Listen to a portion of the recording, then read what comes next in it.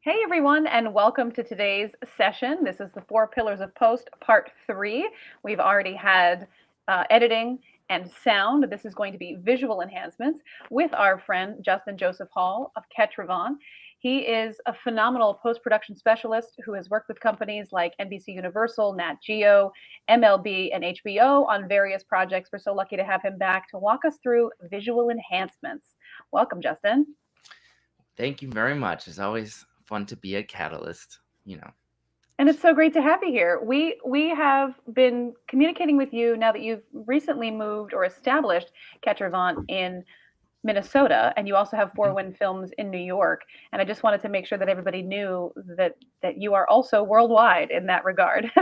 that the post production enterprise is one that is global in that sense. Could you tell us a little bit about Quatre-Vents?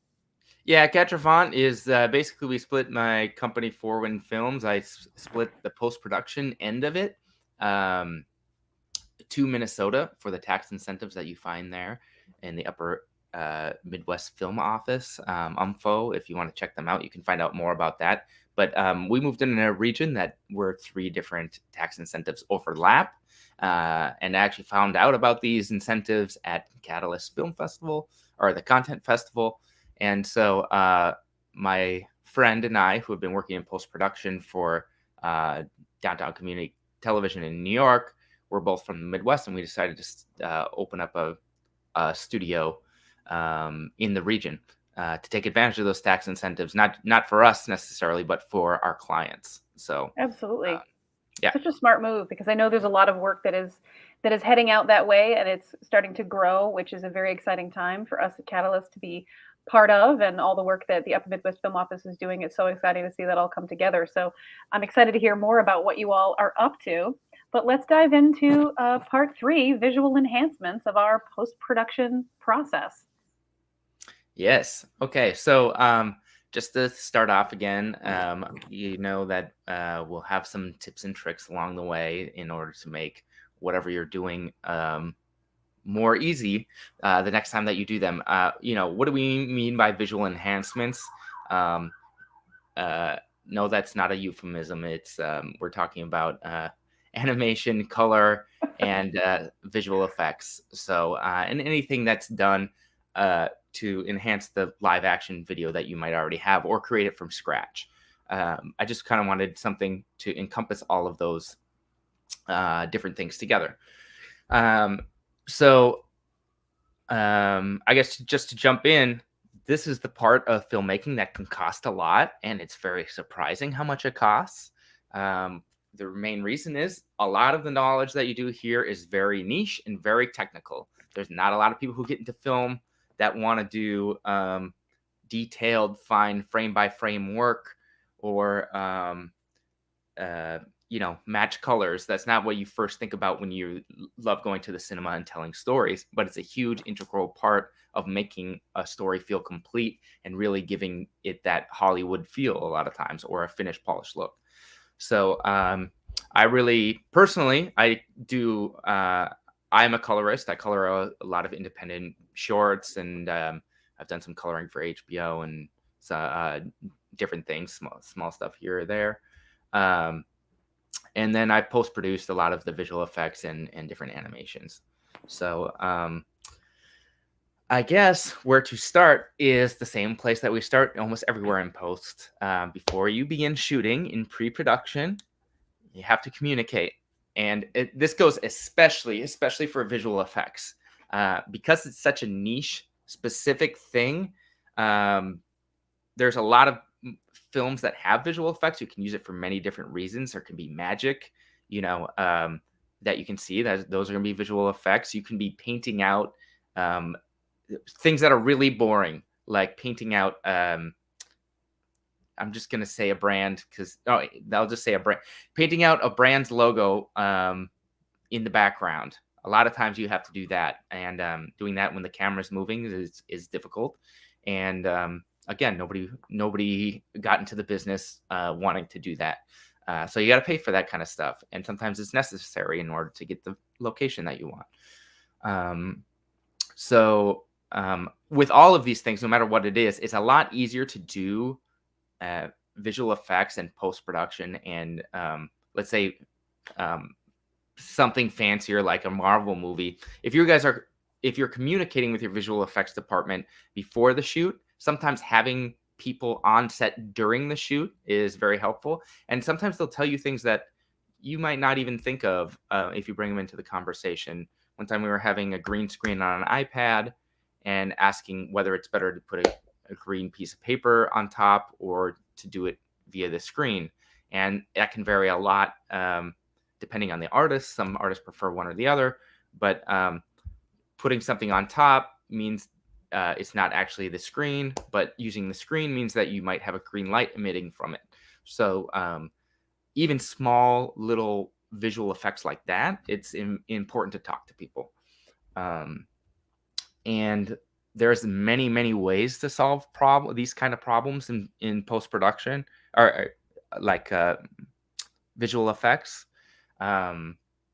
Everything, they can look slightly different how you do something, and they can cost very different. A lot of times you're looking for the cheapest thing that looks good enough to pass your grade.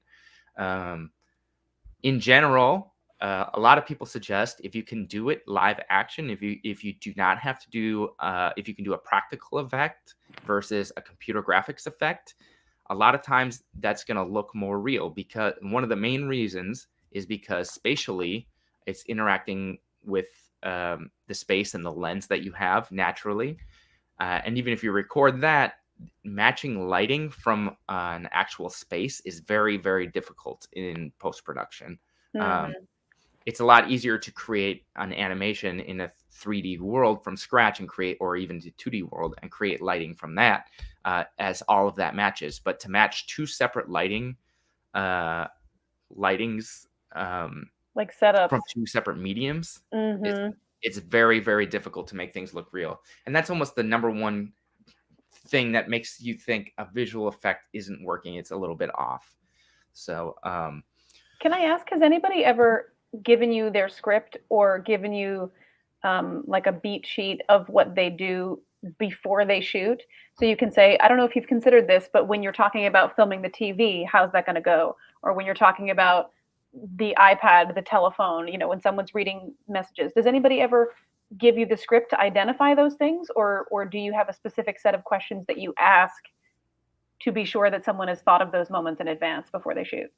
All of the above. I think if you're producing post, or there might be any kind of visual effects, you should be having those questions. And not just producing post, producers in general need to ask those questions, because that's a huge part of the budget. And the less that you can spend on that, the more important. How can you make one thing, shot selection, camera movement, all bring special effects the cost up very quickly. So if you have a handheld shot that you're moving in and forward and backward, let's say you have a very shaky camera and you want to do a special effects with that, that's going to be a lot more difficult than like a locked off shot in a David Fincher movie or something like that, where you can just paint out something. So having those conversations it's one of the things that you should be thinking about first when talking about post. Aside from making sure that the film can cut together, making sure that you keep your visual effects costs down is huge. So you should be doing both of those. And anybody who knows that there might be a chance for, and this goes including on the scout. Right. Like I said, there could be like logos or paintings or something in the background that you can't take down for whatever reason.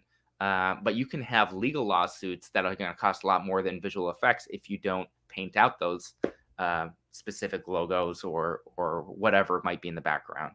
Right. You either have to have a clearance or an approval, because if the content of what you're shooting, say something is hypersexual and you're shooting it with that logo in the background and that company has not approved that, you have not cleared the fact that you are associating their brand with this content. And so it's better to create a fake something over it if you can, but those are all things that have to get cleared and all things that you have to be able to start to notice. Oh, these choices I've made are very expensive and how can I edit them down so I don't have to eat that sandwich later? Yeah. Eat Yeah. that very, very costly sandwich. Yeah.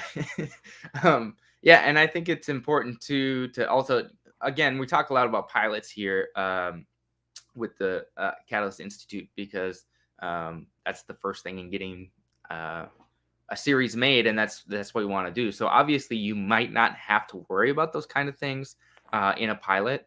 Um, the it's but even if you have, let's say you have a giant famous logo in the background, it might be very distracting. You might want to take that out anyway. Mhm. But if it's forward public facing, if you're putting this on YouTube as a series or wherever, that it can definitely be a problem. And obviously, the bigger the platform, the more scrutiny there is legally, and there's a Right. lot of visual legal issues, and that really, doing those kind of cleanups, and also maybe changing backgrounds to match how you want something to look when it might not look like, let's say you're doing a period piece in the 1500s and there's not as many trees as you would expect back then, and you have to paint Mhm. trees in the background. um, I mean, those are very common visual effects that you don't always notice a lot in movies, but they're done a lot to help the style of the film, or to replace a window so you don't see, let's say, if the window over here that's has a brick wall from a New York apartment, and you want to have a view to show that it's New York outside, you might have to replace that the entire way. Now, is that Mhm. easier to replace if you put a green screen there or a blue screen there or whatever? It might be. And the other things that, when you're talking about visual effects, is color and luminance are very important. So, um, especially if you're matting things out, because and that's why you have green screens and blue screens. But you obviously don't want to wear a green screen if you're shooting, let's say, Elf 2 and everybody's wearing green, Right. uh, because then you're going to lose everybody's bodies to the effect and their hats, Right. and that's going to also disappear. So um, There's you need also an issue of depth too, isn't there? That if, say, you have that apartment with that green screen behind it, but that we have a very small New York City apartment building that we're doing this in, and I don't have enough depth to clear what my shadow is going to do on that green screen. And therefore, you've created a whole other thing if movement across that space is not lit in a way that you can erase all that out. So it's layers of complication in terms of depth and pre-planning. Exactly. And what green screens do, and blue screens, they basically make it easier to erase something quickly, because it's all color that you don't see.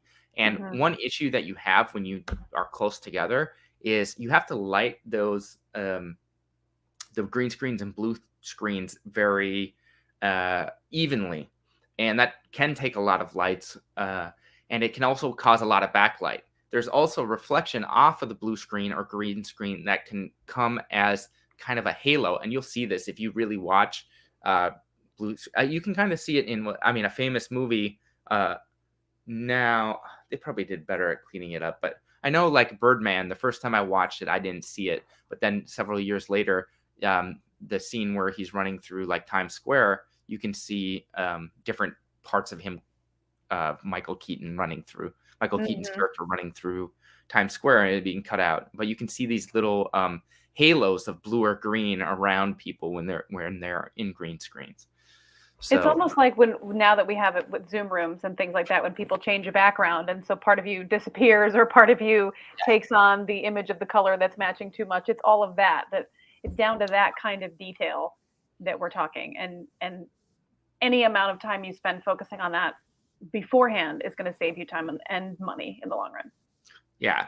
And so, as much as you can do in real life, the better. And if you can't do something, then that's when you want to talk about it ahead of time, as much as you can. And there was one other thing I was going to say about.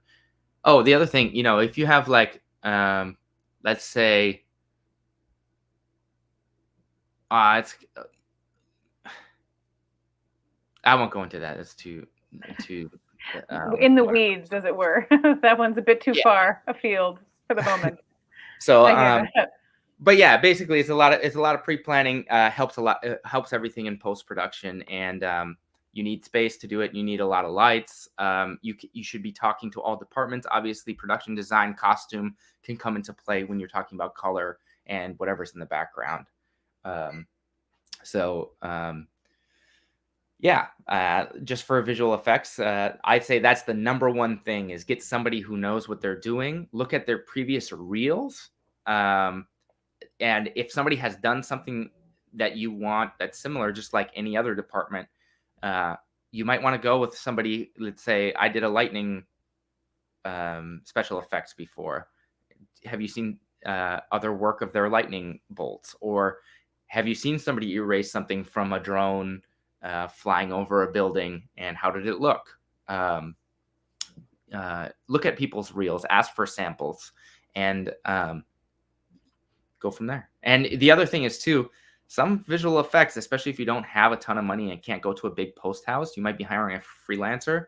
I've done that before where it just looks terrible afterwards and you have to hire somebody else. So Yeah. pad your budget a little bit. Yeah, you do not know exactly. And again, visual effects people, they can often just charge straight by the hour. How long is it taking them?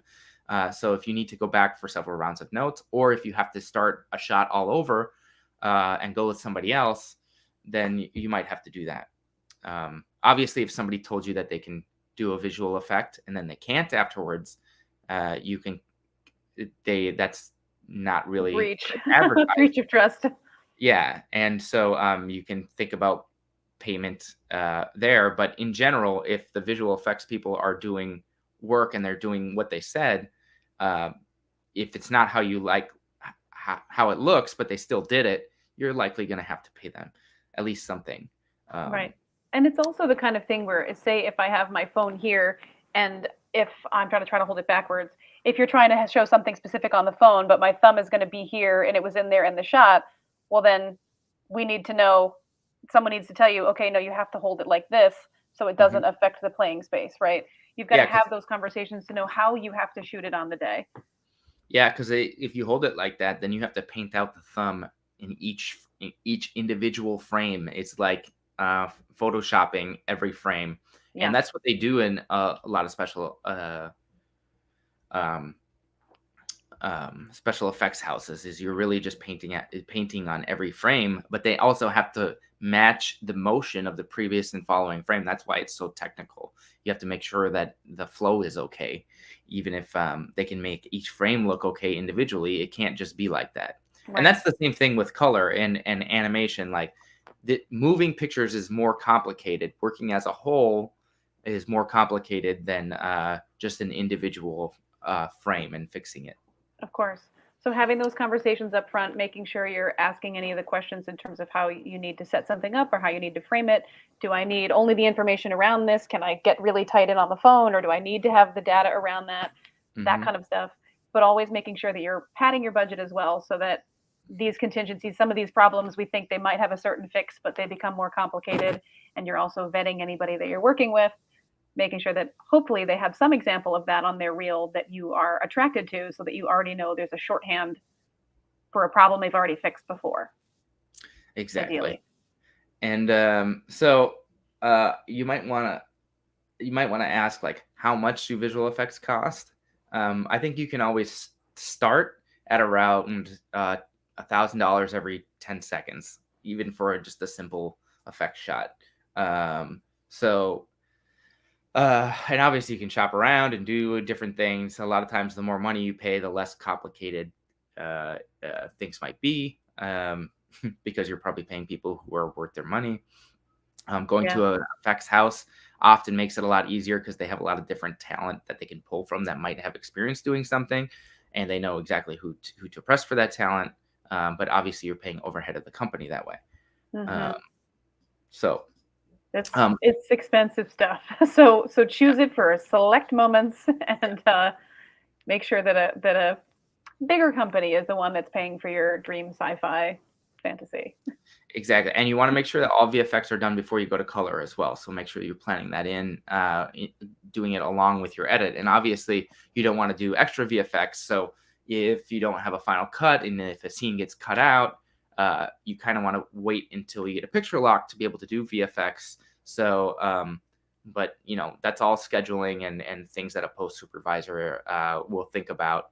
Um, and you can, depending on the how complicated a visual effect is, you can maybe quickly pre-color that clip and just apply the same color to the clip and export it, later. But you never know, and that's again something that you can have conversations about with your colorist as well, and who's ever doing the effects. So It's just one of those things too that we never know how much it's going to cost until we're there. So the amount that you actually set aside needs to be bigger than you hope it is, yeah, so that you can have room for contingencies for things to go wrong, because they do. yeah. Is it typical that one house will do color and VFX, or that an editor is doing VFX, or are those sometimes three different Well, companies? editors that can do VFX that's a lot of skill. There's not, I mean, there are some. I'm actually working with one who's on a short that I'm post producing right now, who's doing our VFX. VFX take a long time. Editing takes a very long time as well. Yeah. So they're very two different jobs, and if you're on any kind of schedule, having the same people do that is kind of tough. Also, they're Hmm. very, very, very different skills. Right. You A lot of times editors know something about VFX because if it's a simple one, it might be something that they might have tried to tackle instead of going out finding somebody else. Right. But anything complicated, most editors probably can't do, and if they do them, they might not do them as well as a standard VFX person. If you go to It's a sort of a post specialty. Yeah. yeah, yeah, definitely. If you go to a post house, they might have everything in store. Most often, editors you probably hire separately. Sometimes you'll see where a post house will do. Uh, it's more common to have color and VFX together, or let's say they might handle all more technical things visually in a single post house, or they might also do audio, depending on how big the post house might be. There's post houses that do everything in post. They're few and far between that really do the whole gamut of post production, color, sound, and VFX and editing. But they do exist, and that's more in the commercial realm a lot of times. Hmm. Uh, but yeah, And one of the things we were talking about not too long ago also makes sense, that some of those places like yourself have relationships with other companies that they have a shorthand with. They know how they media manage, so everything is easily transferable, and it might save you a little bit of time or trouble in terms of, we know that Quatre-Vents always works with this other company, and therefore they always have projects going back and forth. There's an ease and a trust and a verifiability, if that's a word, between the two, yeah, to know that you're in the hands of these people who always work together, and that tends to strengthen the process. yeah, exactly. I mean, we have a network of people depending on who It's like any producer who might be available at a certain time, who might fit the project the best. Um, Having several people that do, whether it's animation, graphics, or visual effects, or coloring, or whatever. Um, that's what you get when going to a post house like ours. I mean, we specialize more in editing and sound design, and then producing anything in conjunction with other companies or freelancers. So, Hmm. that's a great question. Um, so let's move on to, let's say, animation. Animations, I think, is very fun to work in. It's creating a world that doesn't exist, and it can be anything that you want. If you watch, let's say, each year, a lot of people know Disney and what that animation looks like. Then they think of 3D animation and they think of Pixar. You might know anime, but those are like three of the most common animations known, and they're very, very expensive. Anime's not style isn't as expensive as the first two I mentioned, but there are so many different kinds of styles of animation out there. A lot of people don't realize how they've probably seen things, but it doesn't always register until you start producing or directing something that has animation in it, that you Hmm. can realize all the possibilities that are out there. Um, so the first thing that you want to do is go out and, let's say if you have a piece, and so I should mention right now I'm working on a piece that I'm post producing, coloring, and we have an animation in it. Um, and uh, and we have quite a bit of VFX. It's a magic realism story that's supported by Netflix. And so, um, but our director, Glenise Hunter, hadn't worked in animation before. So the first thing that we did was go over a bunch of different styles and ask, what have you seen that you like? And it's really introducing to looking at people's reels, looking at, let's say, the animated shorts from this year are a good example. You see very, very different styles in them. Mhm. It can be like a million different places. Obviously, film festivals that have animations in them, they're a great way to see, independent styles and what can be done. So find the styles that you like. Find someone whose work that you do like from that, and then talk about quotes. Talk about what it might cost to do your favorite style and what ideas that an animator might have about that, and tell them your budget. The more fun that a project is, obviously, you might have more wiggle room for your budget. If you're doing a commercial explainer video, they're probably not going to wiggle much on the budget, and they might charge you Yeah. more. So, Yeah. What's the ante? yeah, It's also, you bring up a great point just in any type of conversation about a project in pre-production. Speaking in terms of comps, right? In terms of yeah, comp shows. Oh, it's got the saturation of Amelie or the rich, vibrant colors of that, or it's got the sort of dark noir look of a Daredevil or something like that. To have those comps to let people instantly know, okay, I know what that world is. I know how dark it is. mhm, I know how bright it is. I know how colorful it is. I know how luminous it is. Those are really essential things to help bring people very efficiently into the same world that you're thinking of and get you as close as possible. exactly. And they say that there's been, like over a million, which I think features made in the history of cinema, and That's wild. over yeah, it's a lot more than you think has been made, right? And the people who watched the most had probably watched, like 10,000, and those are people who watch multiple films a day. But most of us have watched, a few thousand films in our lifetime, and just to think of the the the range of style that's out there, especially in something where you're creating something from scratch like animation. There's a lot of different vocabulary for different things that you don't really have to know. You just have to be able to, if you see it and you like it, then you can use that as a comp, and that's one reason why comps are very an easy way to communicate in film, and that's also why I personally think it's very important to watch uh, films and works from different times of history where different technology was known, that are shot on different mediums and made in different places, uh, and maybe by different kinds of people, because you really can get a fuller gamut of what you can take from in your head and how you can communicate with other people. Mm-hmm. Um, so it's not always like watching, if you're in the business, it's not always watching the movie that you necessarily like the most as a story or whatever. Sometimes you need to see things that are fresh to you. Um, Mm-hmm. and that might be looking at something really old or whatever. Mm-hmm. So, Absolutely. yeah. um, and I should say, going to animation too, a lot of people who aren't in animation, including myself, I do not do animation really. I've dabbled here and there, but I am no animator. Um, when I say animation, a lot of times I include like motion graphics into that kind of animation. To me and to most people, I think animation is anything that's moving that normally doesn't move, and somehow it looks like it's moving at 24 frames a second uh, when the frames are changed. But a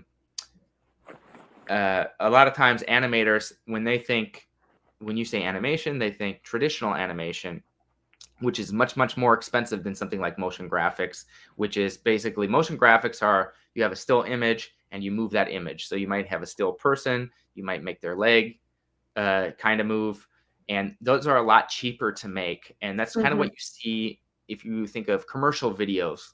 commercial explainer videos, or I think that's the best way to explain, like commercial explainer videos, or words popping up and animating, digital words especially, versus like drawing out each individual frame and then coloring it or animating it afterwards. Those are two very, very different styles of animation. And a lot of people who only do animation, they will consider that complete motion graphics completely separate from animation and all the different styles that can go with either of those.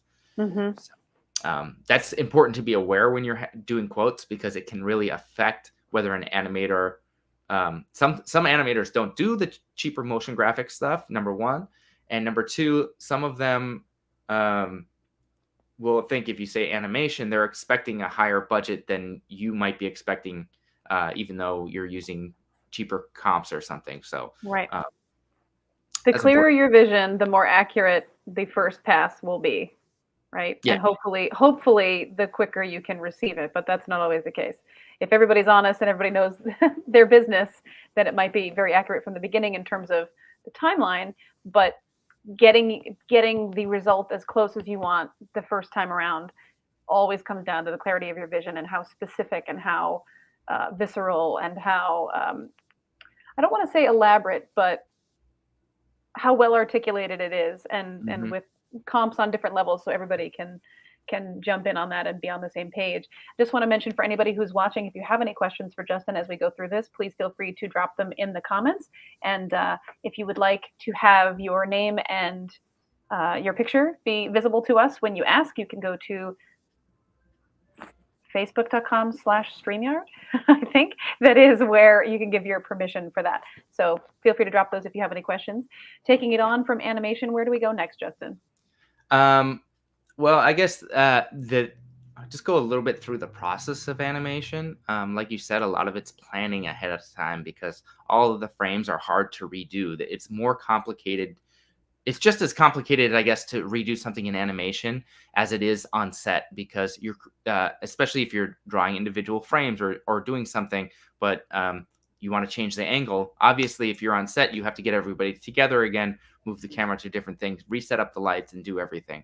It's kind of the same for animation. There might be some things that are set up already, but there's a lot of things that you have to render again. There's small changes can affect a lot,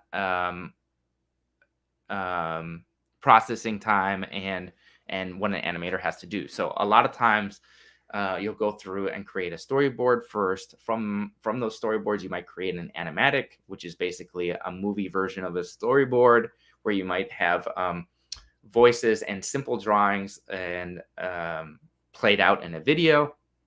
And then you'll start working on finalizing looks and everything, and letting the animator kind of go through the process of creating a final video. But it's important at the early stages to get more precisely what you want. If you want to save money, obviously it's easier to give more freedom to the animator. They're going to like that more, and there's going to be less chance of you being disappointed with it not being precise in the end. Right. Because they will charge you if you ask for something that you guys seem to have agreed on, but then afterwards you didn't like the product. So and again, let's just go through like quick pricing. Animation can vary a lot. Just like if you're on set, there's Marvel movies and there's a student film or whatever. But right. I think you can kind of start out the very cheapest, very minimal movement. You might have like an illustration and somebody nods their head or something, very, very simple movement. I think the cheapest that you might be able to make something like that is about $600 a minute. And that's like with no revisions, no nothing. You're saying, go do it and do it as cheap as possible. And that really is probably going to be one artist working and being able to finish everything. You can go from that to like a Coca-Cola commercial. You have a 1 minute finished video. I've heard 10 years ago, they spent $1 million on the 1 minute. So obviously that's a big range. And then you can go even to like Toy Story 4 was $2 million a minute when you get to the final thing. So, Oh my goodness. so Oh it's my goodness. yeah. And obviously that also, Toy Story will include, Tom Hanks' salary and like all this Right. other stuff. But It is involved at that level. Yes. yeah. And then the thing is, when you're at that kind of level, you might have all the voices and stuff, but if you make a change, that's when you make a change to the animation or you want to rewrite a line afterwards, you might have to call Tom Hanks in again. And so those kind of, it makes planning even more important. And obviously those are very expensive films. If they don't work out and the audience hates it, you're in pretty big trouble, Right. And of course, as you mentioned before, the bigger the budget, usually the bigger the team. Mm-hmm. But the smaller the budget, the smaller the team of people who are working on something, which does add to the timeline of the length of how long it's going to take for them to accomplish that one aspect themselves. Yeah. All worthwhile to keep in mind. So, yeah. And I think the other thing too is always to remember, I mean, I think, maybe I'll go into that. I think I had it a little bit later, but yeah, I think the best thing to remember for animation is do some research, find the comps that you like, be clear about what is important in your storytelling. And one of the ways to save money is to be, how can we get a good illustration to tell more of the story in less different amounts of setups or different amounts of frames. And you do the same thing as live action. I mean, really, it's the same process, just a completely, entirely not different medium, but almost like a completely different medium, because you could be drawing everything versus acting it out. So, Okay, so let's move into color. It's one of my favorite things about post, because it's really just making things not always looking pretty, but a lot of times just making them look prettier than they actually are. Enhancing. Exactly. Yeah. And so I think nowadays a lot of things are shot. If you guys, I don't know if you know, log color space is a very, what they call flat look, where everything kind of looks gray. There's not very rich colors. And that's kind of what the files you get from a lot of mid-range cameras that probably a lot of pilots are being shot on. Or even if you do like get a raw file, you might, the proxies from those. And if there are any of these words that you don't know, feel free to write me later. Raise a hand. What is a proxy? Yes. Did somebody ask? No, not yet. Okay. I'm anticipating. I'll just, proxy is just like an easier file to cut with, just in case somebody doesn't know. So color correction, I think you can really see the finalizing of it a lot more now than you might have previously. Now, the name color correction comes from really matching color from scene to scene, as if you're using like daylight, which many productions do. The sun changing positions in the sky can change the actual color of the light that the film takes, especially at like sunset, which is obviously golden hour and when everybody likes to shoot. So when there was film, there was a lot of matching going on, and a lot of the film stocks really had really different looks. You still have cameras that have different looks, but they don't vary as much as old film stocks. One of the first color films, and this we covered on our my podcast featuring a short, just the last episode that we did. But one of the first film stocks that was around was a two-tone film stock. So they only had red and green. If to get all colors, you need at least 3 different colors that are not the same. And so often that's red, green, and blue. They only had red and green, so there's no kind of blue in there, and there's no other colors like purple that you're going to make with blue. And so that obviously has a very distinct look.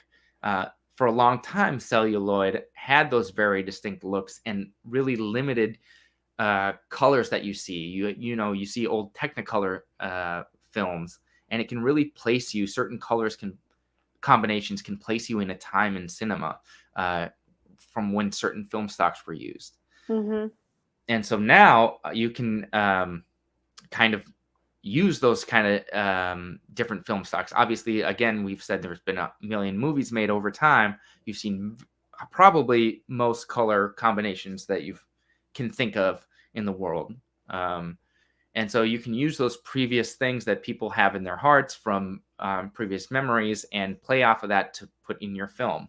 And that's really what I like to think about before I start color is what does this film feel like color-wise? Comedies, I'm coloring a comedy. I was just coloring comedy right before I jumped on here. And, they're always brightly lit and you can see everybody's faces really well versus like a horror film where you're going to really emphasize shadows and different things. And then, horror films, a lot of times they're at night. Night you associate with blue because of early tinting in films. It was always blue and purple for nighttime and blah, blah, blah. There's a million different things. So again, using comps to say, this is what I want my movie to feel like or look like is a smart thing to do when going into color. It is the easiest way to communicate. Should also mention color is forever tied with cinematography. So when you're having your color conversations as a director or a producer, obviously your client might want to say in that, but your cinematographer, to be polite, you should include them in the conversation somehow or another. Some people want to be very intimately involved. I know Roger Deakins, the most famous cinematographer probably ever, he goes through his color process all the way through post. Not every DP does that. Some people just send a LUT or and a LUT is sort of a look that you can apply to different films or for a specific camera. They might just send that to color. Every cinematographer is different, but it's good to include them because that is their livelihood. That's their job. To have that communication between a colorist and a DP is just smart in making everybody happy, especially when you're making a pilot or something that somebody's doing for their reel specifically. Well, and anything that's going to get repeated, I think about the procedural shows like an NCIS or anything like that, where they go to the place where they start to use the sepia toned photography or the black and white look, or they go into the situation room where they're looking at all the computers and everything's got a blue layer over it. Those are things that are going to be repeated, so they're calibrated a certain way, they're shot a certain way, but also because they're on a set, it is easily repeatable because we know what settings we had everything on to match that. But for our budgets at the indie level, we may, oh wait, we want that other scene. We went from this short that we had, now we're going to make it a feature. We have to go back and copy what that is. What was that, right? We want to make sure that we're truly diligent about the ways in which we kind of log the look so it's repeatable if we needed to. If we have to go back and shoot another scene or, get an extension or change something up or somebody drops out, whatever that is, that you can repeat those things as you need to. And also that it's a theme over time. I think when I talked about my show, we had 20 different episodes, 20 different locations. And in the beginning, we were color correcting based on what was best for each look. What was best for this really sun-saturated daylight room and this really darker New York apartment that didn't have any lighting in it. But then we realized, well, everyone's going to watch this back to back. There needs to be a thematic visual energy and color energy to the show. And so we needed to make that adjustment so that everything kind of matched each other, even though they weren't all in the same space. So that's where some of the LUTs come in. What is the overall look of that show? Yeah, and I think a theme is very smart. A lot of times I like to, because this is, let's say if you, back in the day when you had TV shows and they were making, let's say MASH. MASH kind of has that, kind of faded green look that you think of when you think of the Army. Right. They're probably using the same film stock and the same color process for every show of their, 200 shows that they probably had. And so that's a specific look. If they go to a movie, maybe they might change something.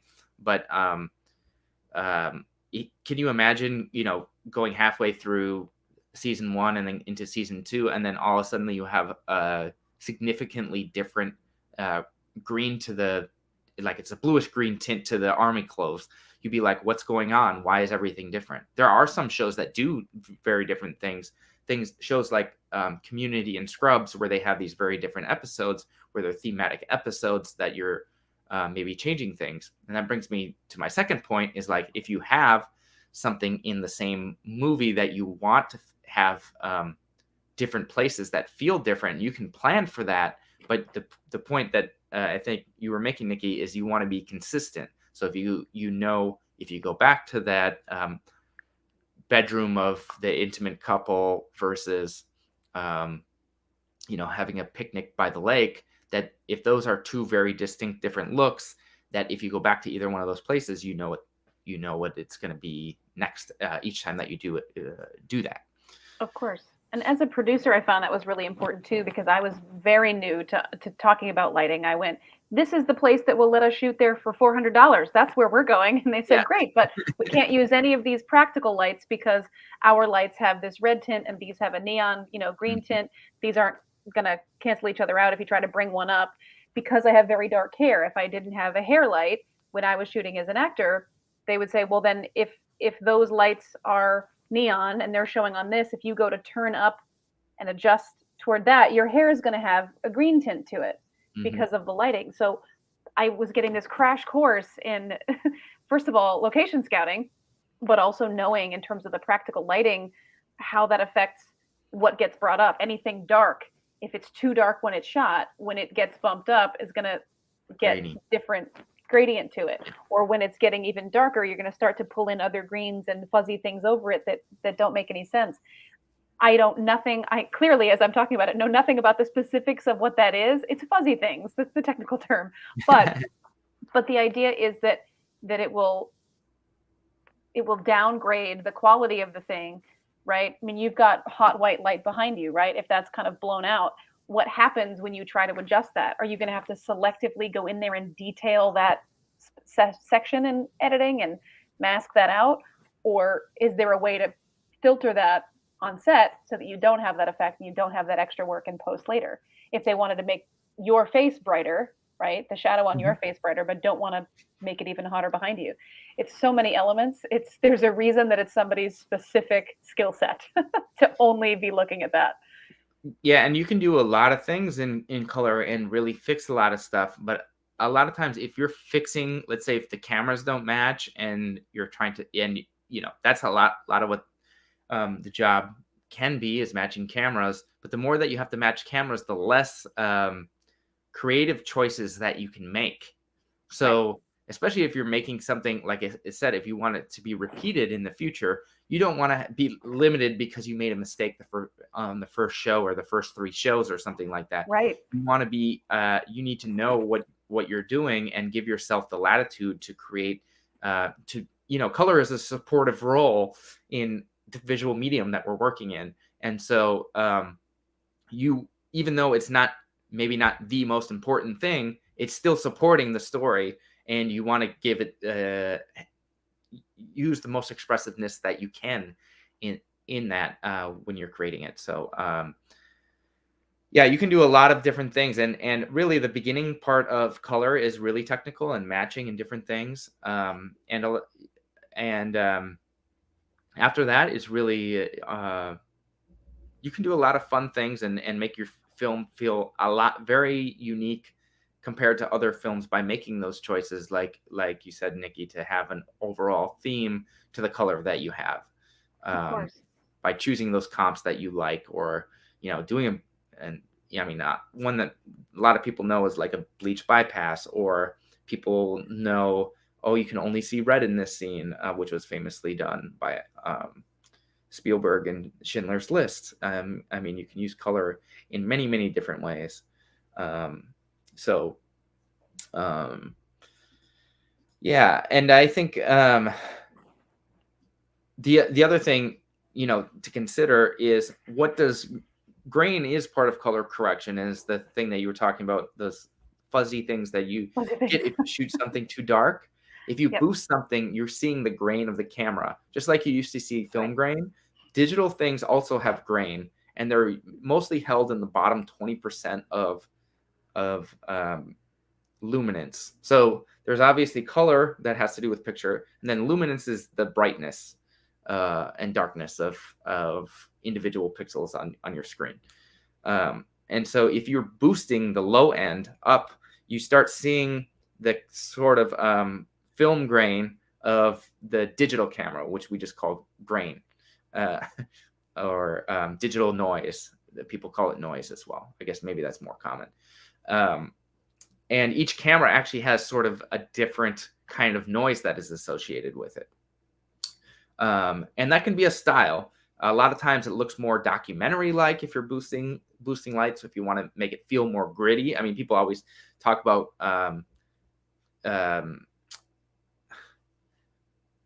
film noise as being gritty, and so that is because it's associated, I think, a lot with documentaries and maybe like bad cameras that are security cameras, and you see a lot of those different things.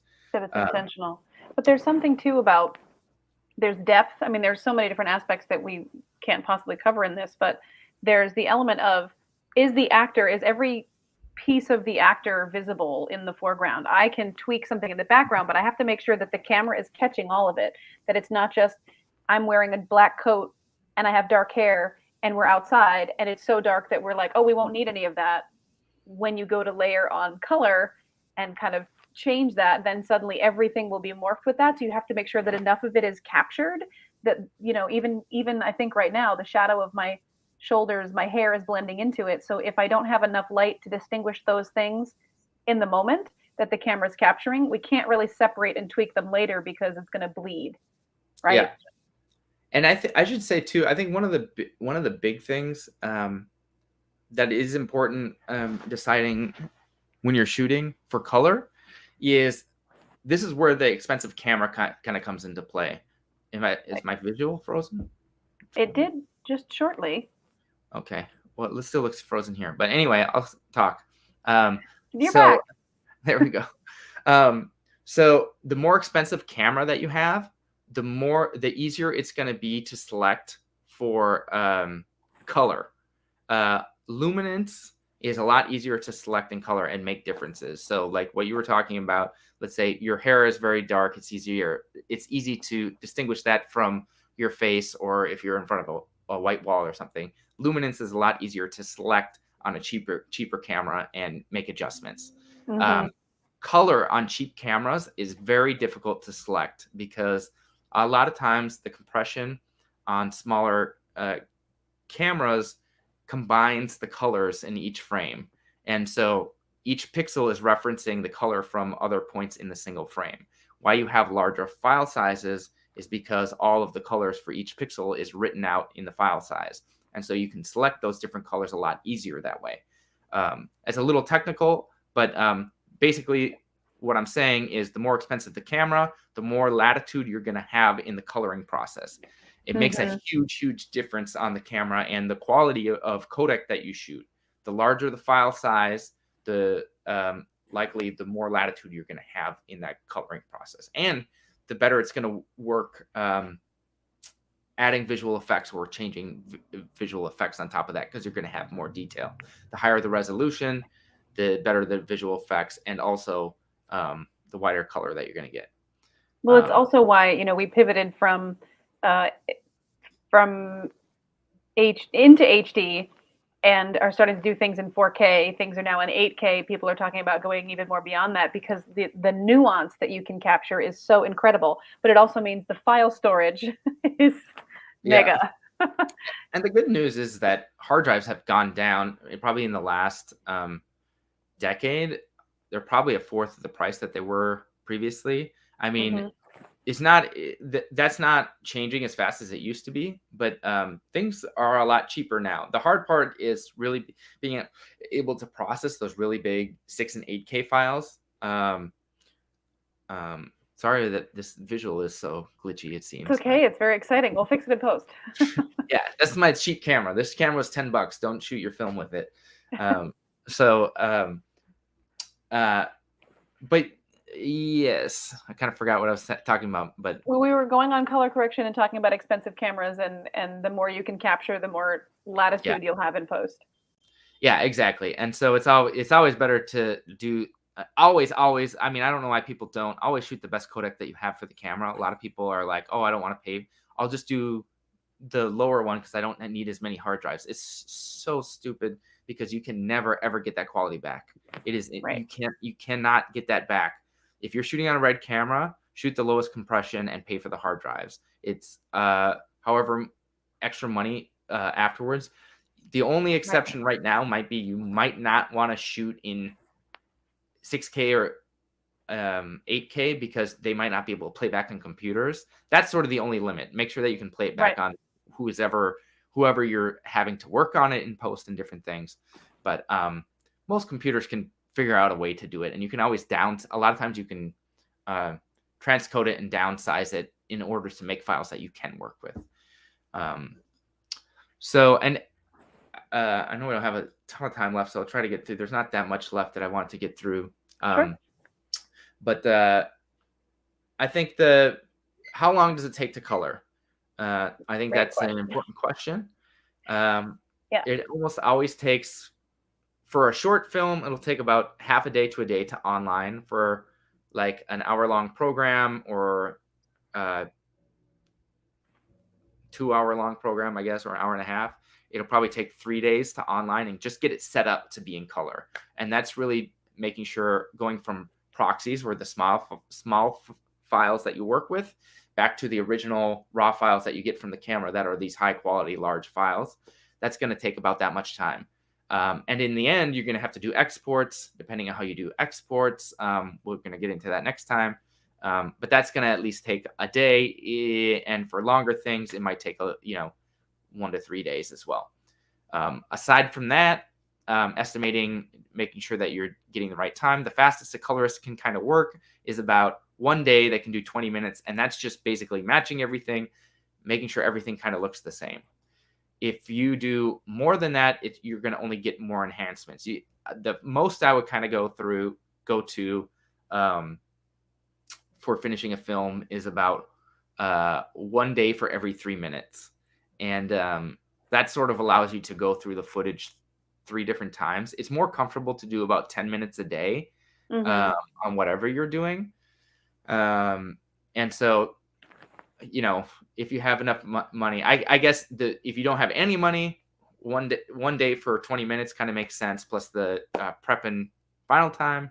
And if you have all the money in the world, I still probably wouldn't spend more than 1 day for your colorist for every 3 minutes of your film. Yeah. And that's key too when you're thinking about festivals and things like that in your timeline about what your goals are. You have to give people enough time to do that work, because chances are, if you are on an indie level, your budget may not be the biggest budget that they have, and they might not be able to put it first, or they're already engaged in other things, and so they're prepping during this. So that timeline doesn't dictate, oh, I gave it to them on Tuesday, it's going to be X amount of days and they'll be done. There might be other projects that they're having to balance and navigate within, and that's a conversation only you can have in terms of when it'll be ready to premiere and when it'll be ready to go on the festival circuit, or depending on where you want to take it. Is there also an element where you can ask for, hey, I know we talked about this a bit in one of our last sessions, but in terms of, hey, we haven't done a color pass on this yet, or this is a color pass that is only of the teaser. We've done these selective things. Can we color pass on this? Because we're going to take that out, but we're going to wait for the full movie until we actually are getting into these festivals. It's a different process. It's a different project. Yeah, I would use the same colorist if you're doing a trailer first or something and you want to get it colored. Again, you don't really have to if you're doing a pilot or going to a pitch meeting, you can probably have the editor just throw a quick little contrast or something and make sure everything is, as long as it's not distracting. Executives don't really need a color pass. Obviously, animation and visual effects, you'll probably want to have something more close to done. We kind of talked about that earlier. But yeah, if you're coloring this from the same program, let's say a trailer, if you use the same colorist, they can use some of that work and apply it to the rest of the stuff. It's a lot of there's a lot of copying and pasting done during color, and that's basically what coloring is each clip copies and pastes on every frame the same correction. And so if you have, let's say, if you're doing a documentary interview and you go back and you're doing like an Errol Morris documentary where there's 5 people, Well, you're going to have the same lighting setup and the same conditions for many times throughout the film, and you can just copy and paste that for each thing. A lot of times you're individualizing things despite that, but so it still can take time. But well, there's the general pass, and then there's the finite. This one is slightly different, or I need to bring it a little bit more, bring in a little bit more color or brilliance or whatever it is, case by case. And so, and the main things, that you're going to be matching a lot of time are color temperatures, different exposures. I'm just going to turn my camera on and off and see if that helps. It's being a little nuts. We are having technical difficulties, but when you watch this on the big screen next time, it's going to be an award-winning film because just the nature of talking about post. I don't know what happened with the camera. Brings in that complication. But I'll try one time quickly, and then if it doesn't go, you guys can hear my voice. So no. We'll cut all of this out. Okay. So what I wanted to say is the other thing is when you do go to color, everything that you're seeing does not, or everything that you watch it in a dark room and you have gray walls, and the setup is very important because every light that you see that's not your movie can affect how you perceive the color of that film. And so there is a story I had of a colorist that I worked with last year, and he said the DP was in there and he was telling him what he liked. They got everything approved. Came back the next day and he was sitting there and he's looking on his phone, and then he looks up at the screen and he said, "That's not what we colored before. What's changed?" And they figured out it was because he was looking at his phone, which is the blue light, and your eyes adjust very, very quickly, and that affected how he perceived the color, even though he was in a dark room and in the proper settings with the proper monitor. So I think that's also important. The technical stuff does matter. That being said, even if you have everything done well, you might not be able to, things still might change because of projections. A lot of things affect color, including the final thing that you're showing it on.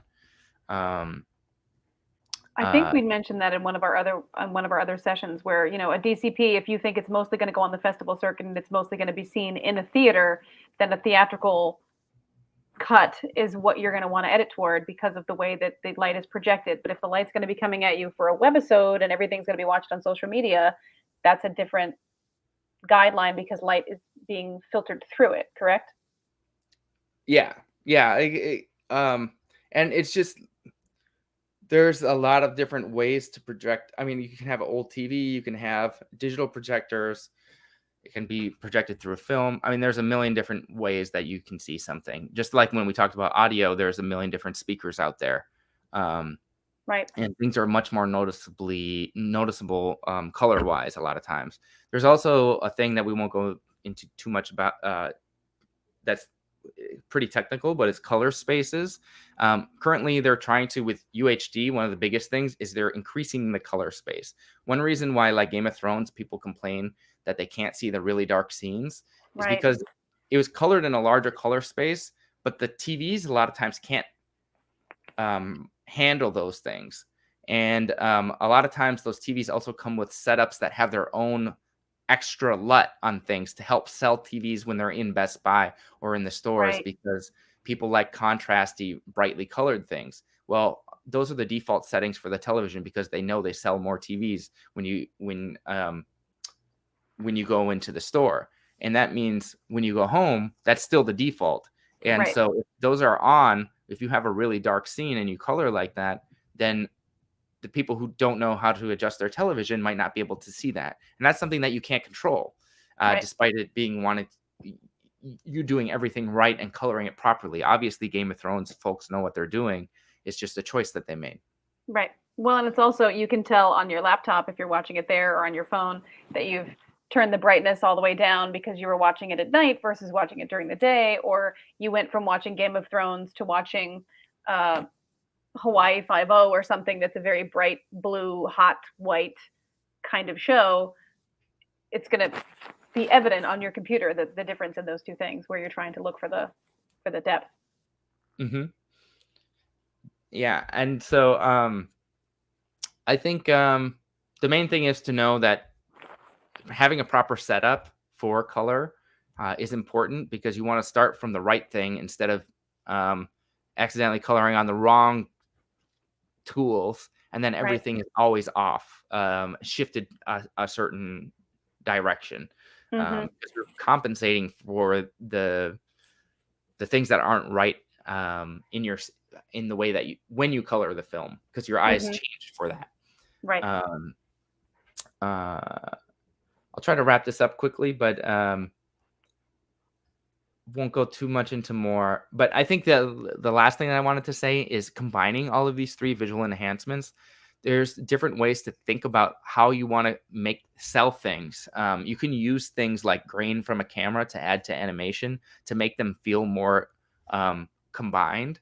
You can Mm-hmm. also add those to visual effects. You might need to in order to match what's going on. You want to have the same kind of color ideas. If you are mixing media, um, and it's important to think about those tiny things that might be imperceivable. If you have too clean of color when your whole film has different grains and stuff, and you're trying to do a special effect, that's not going to look right. And so when you have all of these three things together, that's when in pre-production you need to bring in those different departments to communicate with each other. Bring in the color department to talk to the animation and the cinematographer, um, and any visual effects people, to all get on the same page for that. So That's fantastic. Thank you, Justin. It's been tons of information, and I know that each of those things you could open into an advent calendar and tell us much more about. But it's so valuable to know that there's there's a reason why people specialize in these departments, because they are so specific and so involved.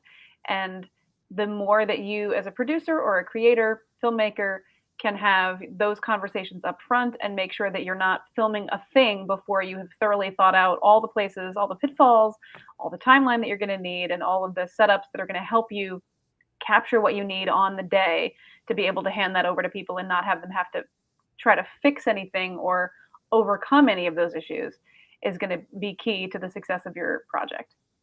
precisely, exactly. Communicate, communicate, communicate. That's pre-production, production, and post-production. So That's fantastic. Well, I look forward to animating you as some sort of yes, Muppet in this box. Now that we've learned what we've learned, but thank you again for your time. It's always a pleasure to have you here, and we look forward to thank having you back for the next episode, which will be you. Deliverables. deliverables. Ah, yes, so key. Thank you all for being here. We appreciate your time, and thank you, Justin. Thank you, Nikki.